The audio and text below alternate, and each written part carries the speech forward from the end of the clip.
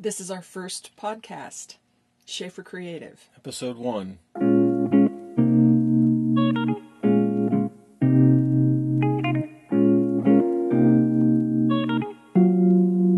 So why are we doing a podcast? Well, nobody knows who we are, so we got to tell them. Do we know who we are? We don't know yet. We'll figure it out as we go along. We're a family of 6, and each one of us has their art. We're not a sports family. Yeah, we're an art family. Okay. So why did we decide to do this? Well, there's actually a story that goes along with that.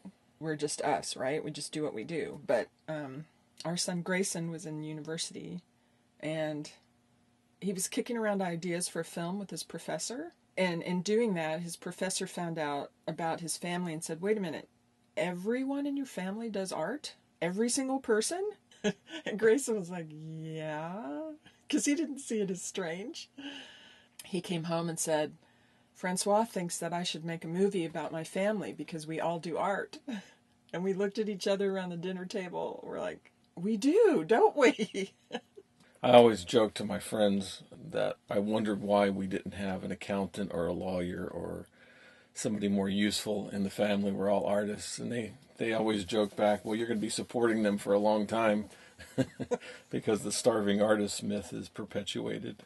But you haven't starved as an artist. You've been able to do what you love your whole life. Yes, I've worked in animation for almost 30 years now, from Los Angeles to Montreal.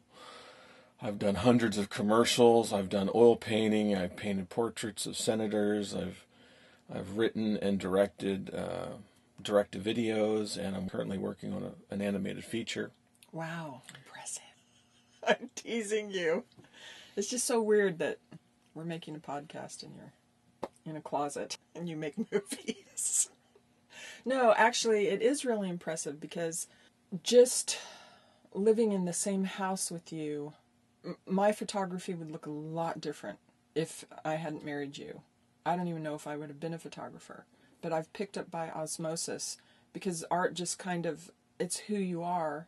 And so without knowing it, when I pick up my camera and I'm going to shoot a subject, I can't just shoot straight on. I'm constantly looking for that angle, and when I find it, I know it. It's due to your influence. And the kids are learning things like that too, right? Yeah, and that's the main reason I think we decided to try this. We don't know what this is going to look like, but we are in a unique period in our life where our kids are in their teen years. A few of them are in their 20s, and they're in school.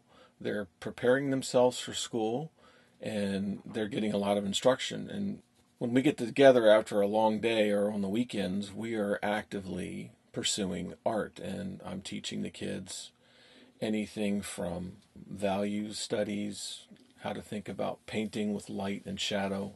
I'm teaching my kids how to animate, how to write and craft stories. So we're constantly doing some sort of creative endeavor together. And it depends on what's going on in our family, right? Because when Grayson was actively shooting a student film for university, then the conversation was all about structuring his film, locations, actors. Most kids who are interested in art, they're faced with a lot of resistance and a lot of obstacles because they don't know that they can make a career in art necessarily, and they have people surrounding them telling them that's not the best career choice. Well, I'm curious, why didn't you do that with our kids?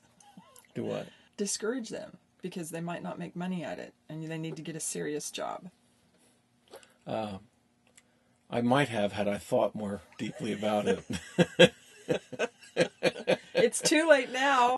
Well, I didn't have any guidance when I was growing up, and I think that's the reality for most. Certainly there are parents who were supporting them. My parents were incredibly supportive. I don't think I would have done what I've done had my mom and dad not supported and been behind everything I do, even though they were completely out of their element. Yeah, exactly. My mom put me in a ceramics class because that's the only thing she could find that was artistic.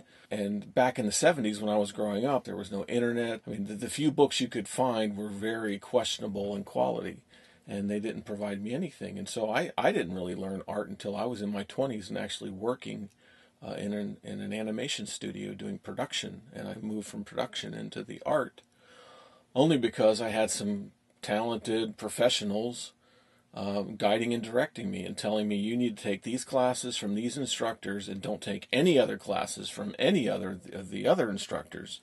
So I had targeted, knowledgeable instruction that I followed through with. And that is what gave me the foundation to do what I'm doing today. And I think probably most importantly is that there are people who just know they are an artist. It's their passion. They can't see themselves doing anything else.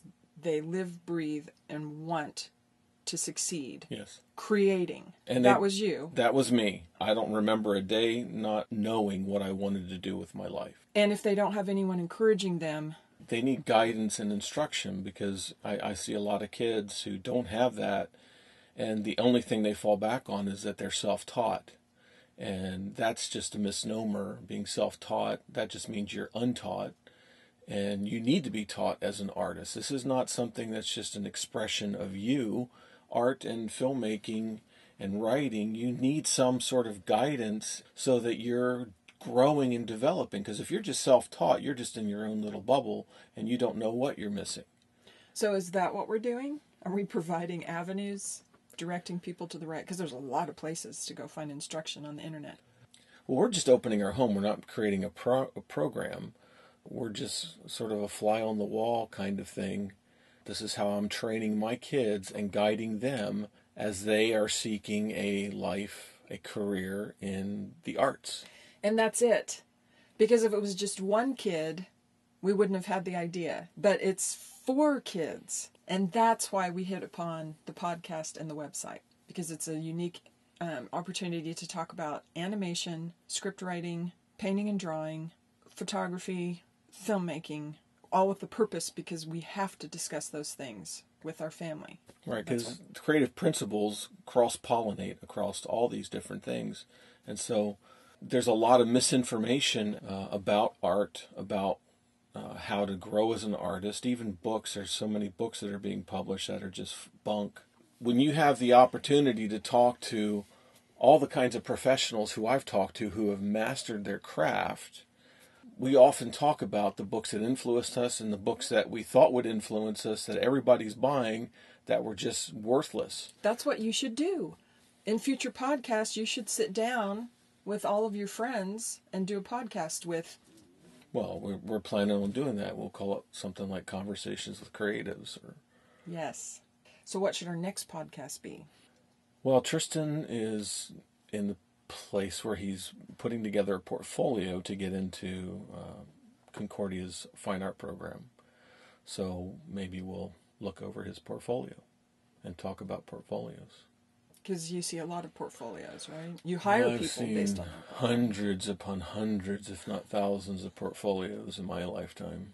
So that would be great because it's a unique perspective from the other side of the table, from someone who looks at them and says, "Don't put this in." Yeah. So that would be an example. Okay. Sounds good. Well, my coffee's cold, so... I guess it's over.